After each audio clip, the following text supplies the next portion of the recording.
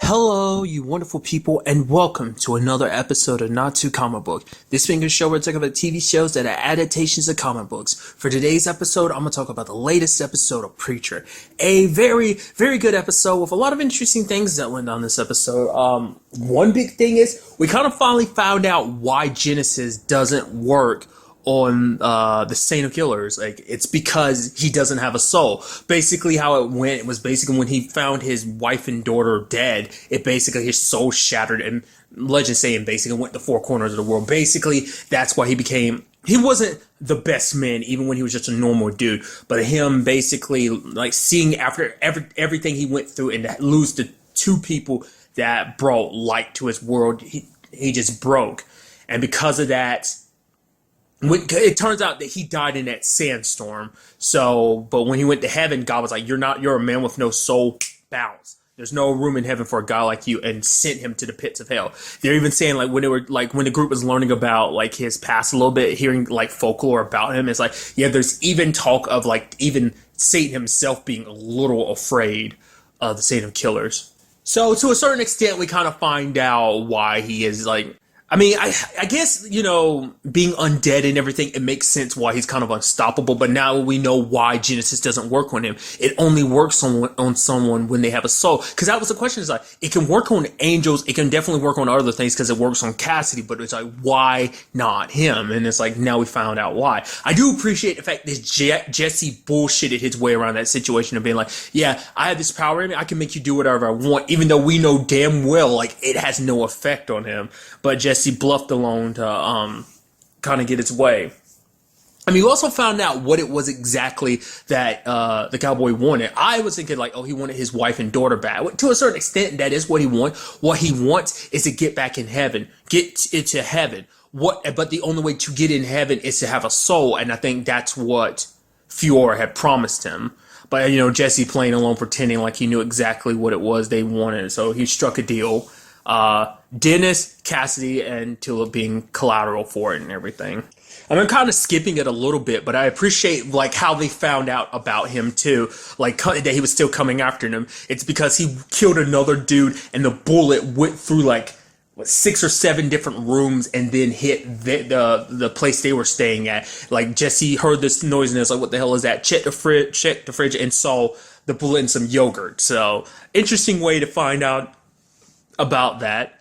I'm also very interested about, I think the little girl's name is Allie, Victor's daughter. Where does she go from here? Now we see that her dad is dead and all his bodyguards are gone. We don't know if she has any extended family. The only other family that we're aware of is Tulip, but at this point in time, she most likely thinks Tulip is dead, but she's kind of on her own. Now, whether that'll come back to bite Jesse and the group in their ass or not, I don't know. Mainly because like she'll probably think they're dead, and it's like, who's to say she won't? She won't still stumble across them later on. Skipping ahead, they are still in New Orleans by the end of it because it's still looking for God and everything. So, I don't know. I'm just curious to see where that goes. Like the last time we saw her in the episode was at the beginning when she ran away. So, but also along those same lines, like I do appreciate the kind of the dynamic of the group. Cassidy's like, hey, trying to make it up with Jesse's like, let's put that all behind us. And Jesse's like, don't worry about it, dude, it's fine. And Cassidy's like, so you got anything to say to me? And Jesse's like, I forgive you. You have Cassidy look almost like, what the fuck? Not what I was, okay, not trying to push, like, poke the bear or anything like that. I guess Jesse's like, yeah, I forgive you for lying to me about the whole Tulip situation. I was like, that's not exactly what I meant. I meant you kind of apologizing for all the names and trash talking we did each other. I kind of apologized on my front, but you did, okay.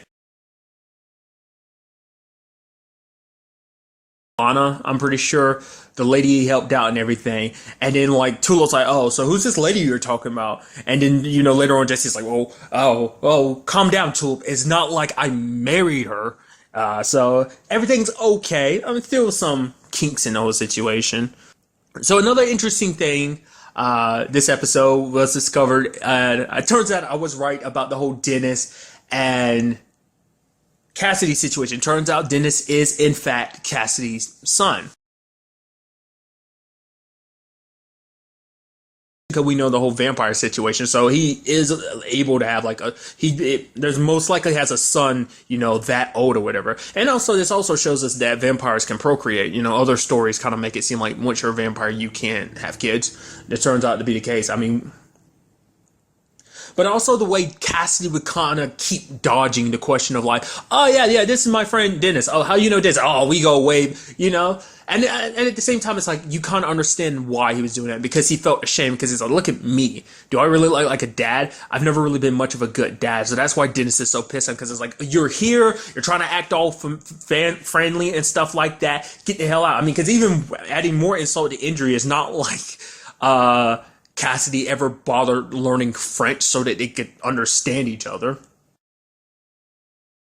All that, and she actually told the Cowboys, like, let him go, come on, that's Cassidy's son. And she tried to kind of be sympathetic and was trying to make him go, oh, what if it was your kid? And he immediately grabbed her by the neck and like lifted her one-handedly. I think on some level Tulip might have been, I mean, for one, probably seeing Cassidy like that, seeing the concern in his eyes, but maybe also because it put things in perspective for her too, because it's like, it made her think about being a parent. Because there's a moment later on in the episode where Cassidy's like, are you okay? It looks like Tulip's a little bit down. I mean, obviously, probably just the scary situation. I mean, we don't really know about the whole Victor situation. Like, it doesn't seem like they're told about what happened at Victor's place. Maybe they end up finding out later on, and maybe that's what Tula's all distraught about. Or maybe she kind of figured out what Jesse ended up doing with the whole soul thing. Maybe she figured it out. I don't know. But just her being sad like that, I kind of chalked it up to maybe, like I said, when she was looking at Cassidy and Dennis, it made her think about, her being a parent, what could have been. And maybe it just kind of put things in perspective, and it just kind of made her sad. And it made her more sympathetic and eager to help. Like, hey, at least let Dennis out of here. He's, he's sick, so. And it's understandable why the cowboy would kind of, it's like, no one was there to help my little girl and wife when they were sick, so screw everyone else. Why he's so willing to just, he was already, like I said, he was already a bad guy to begin with. It's just he became worse after losing his soul, and it seems like that's kind of like already kind of supposed to be a foreshadowing situation with the whole Jesse situation, which I'll get into it. I love for one that, because I was wondering it the entire time, like the whole thing at the beginning, which it has, I do not know the actor's name, but he's probably been other things, but most notably Ando from Heroes. Every time I see that actor, I'm like, Ando! I get super excited. But nevertheless, when he, like, doing that whole thing at the beginning, it's like, oh, you can get I can take 10%, or I can take 15%. You won't even really know. There'll be some problems here and there, but you really won't even know. I was like, what is that? It didn't really make much sense. I was like, what is he taking from the body? And it's not till later on in the conversation, I was like, souls. And it's like, because Jesse goes looking around, and like, Jesse knows a lot more about this stuff than you really know, but it appears that it's connected to his family, specifically his mom's side of the family, which it seems like that's going to be a big part of this season, kind of possibly learning more about it, because he mentioned it to a guy. He was like, I'm trying to buy a soul. It's like, yeah, you see, I see all this stuff here. Yeah, that's for like weighing and scaling souls. And it's like, how do you know? Who are you? And then Jesse used his mom's last name, and it's just like, oh, so basically Ando's character is he's buying he's getting souls, because basically, I guess souls, when you inject them into someone, kind of rejuvenates them to a certain extent if you give like a small enough percentage, like, because he took like 15% from that guy and obviously paid him for it, but gave it to some lady that was kind of like a little spaced out, but the moment she ate the soul, which was almost in a pill form, she kind of snapped off, and it's like, whoa, oh, hey, she was kind of, I guess, herself again. Her husband was happy to have her back. So whether that's a temporary thing or not, I don't know. It might be a permanent thing, but it seems like selling souls is a very lucrative business. But it seems like it's not just them. It's like it's a shops all over the place, that because they start listing all the different places. But this particular company, whose name is Happy Soul Go-Go, is the translated name. This Japanese company has kind of stepped into it and kind of, shut other businesses down. So. And there's also a procedure with the whole thing, too, that basically the souls have to be, at the very least, certainly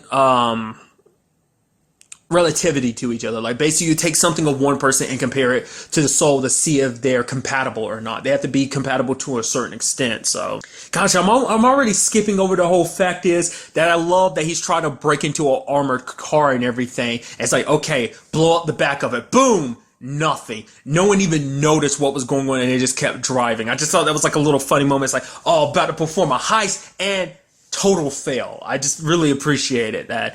But the moment they were like, we gotta find somebody compatible, I was like, is it gonna be the Ando dude? It's like, no, it's not. And I was like, don't tell me it's, and lo and behold, it's Jesse. Jesse's a very close match. And it's like, what's the lowest amount of my soul I can give? It's like 1%. It's like, you won't even miss it. So Jesse gave him that, which allowed him to start using Genesis on him. So, and he was going to send him to hell, but he was going to go ahead and say, go ahead and do it, preacher. But Jesse stopped himself because immediately it's like 1% is not a lot in the grand scheme. He's like, Jesse still got 99% of his soul. It's just 1%, but it is your soul. So it's like you take away that 1%. I guess it's kind of implying that, I mean, we see what happens when someone's soul is completely gone and you got the cowboy, kind of just a merciless killing machine. So it's like, what is Jesse going to be like with this 1% missing? It seemed like he almost snapped out of it because he was like, I sent a man to hell before. I told you before. But now it's like, it looked like it took a second for him to kind of snap out of it. Like, no, I can't do that. Like, that was wrong. But for a second, it seemed like he didn't care. It's just like, he was like, bow down to me. Because the moment that happened, because that's why the moment Jesse was like, okay, like I'm a match. I'm like, how much of Jesse's on? Like, is he gonna have to give all of his soul away? Luckily, it was only 1%. But I'm very curious to see. And even it seems like they're alluding to like, what will this do to Jesse? Even that 1% of his soul being missing, it seems like it's changed him. I did appreciate how he handled the cowboy, because the cowboy's like, go ahead and send me to hell with that 1% of your crappy soul. But I guess Jesse did that specifically. Maybe it was because of the whole Eugene situation that he didn't want to send him to hell, or maybe it's like he wanted to deal with the cowboy, but in a means of like, at the very least, there'll be some point he can come back and get that part of his soul back. Question is, later on, will he even want it back? But I do appreciate locking him in the armored car and just throwing it into like a swampy water and just leaving him there. He's just going to be trapped for eternity because he can't break it open because he doesn't have his supernatural guns to kind of let loose. Jesse's burying those in the bathroom. So, I mean, because that's the thing. Like, it seems like it's such an interesting thing because it seems like such an insignificant thing. But I guess even a fraction of your soul being gone will change you. You probably won't see the changes immediately, but I'm sure as the rest of the season goes on, we'll see little by little Jesse being a little bit different, acting a little differently. And I wonder, because I always kind of like some of the pictures I've seen. I've never looked at a lot of the comic book, but some of the images I've seen in the past of Preacher kind of show Jesse kind of looking a little scary. And now I'm thinking like maybe it was this particular thing that kind of led to that. Also, side note, I appreciate it seems like during the episode, when they were kind of reflecting on the Cowboys' past, there were like some comic book drawings. I'm not sure, but that looked like those were literally taken from a graphic novel. That's what they look like. Not unless someone drew them specifically for the show, but that looked like that might have been stuff actually from a comic book, which obviously is pretty cool. Seeing that, but it was in panels and stuff like that, so it's definitely a comic book. So it's just kind of interesting to me that they did that. It was pretty cool. Kind of basically using the comic book as lore within the show. I thought that was kind of interesting.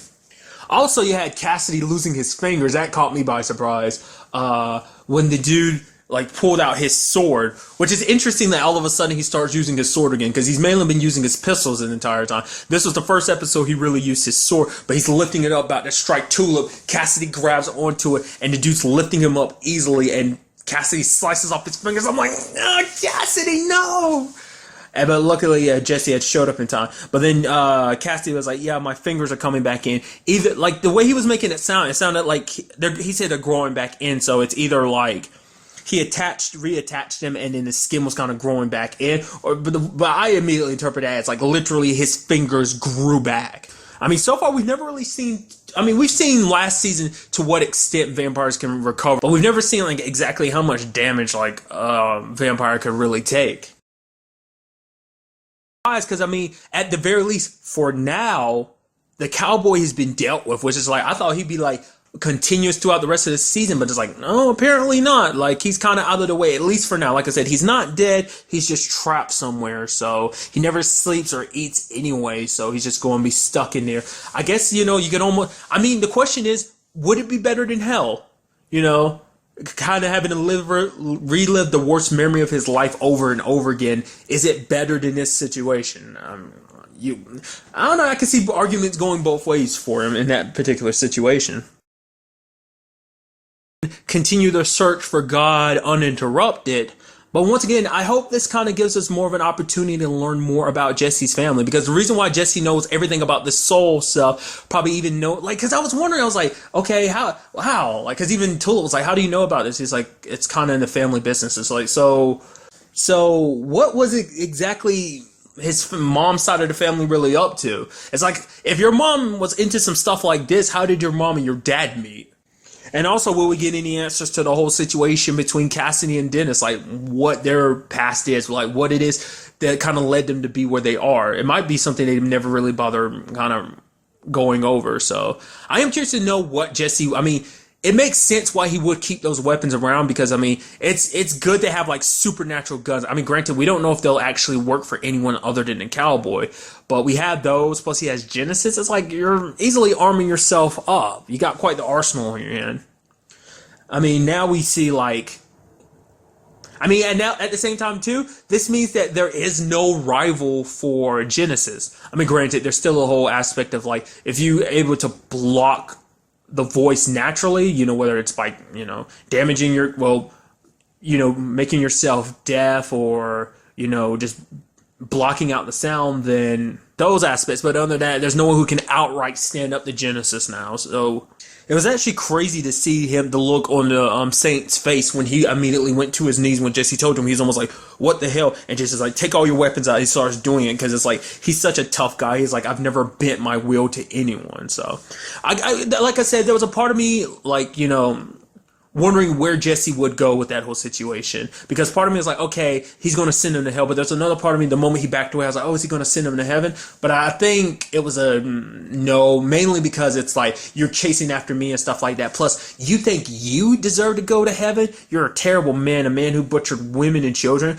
Plus, he was about to kill Tulip too. So I think that was kind of a extra nail in his coffin, so to speak. So, like I said, overall, a very, very good episode. I love these interesting developments and stuff like that. I am very curious, though, to find out where we go in the next episode. I mean, because I'm surprised because that religious group, we do know that the one that was pretending to be the bartender, he was parked out front of, like, their place. So it's like, I'm surprised, like, they didn't kind of get caught up in the middle of this. But I guess, they're still watching from afar, so. Like I said, I'm very interested to see what goes down in the next episode. I mean, just going forward in general with the story at all. So, Happy Soul Go-Go situation. I mean, he sent them running, but Ando was kind of like, yo, you know who I work for? So it's like, now he's dealt with one enemy. He's definitely got another one on his tail now, because they're going to be like, oh, we're going to be searching for the preacher. I mean, it's not like he took any of their product. But, still, I guess, retribution and all that, like, there are consequences for what Jesse's done, so. But really, that's all I want to talk about in this episode. Till the next time we meet, be happy, be safe, live life to the fullest, and enjoy it. Good day, and goodbye.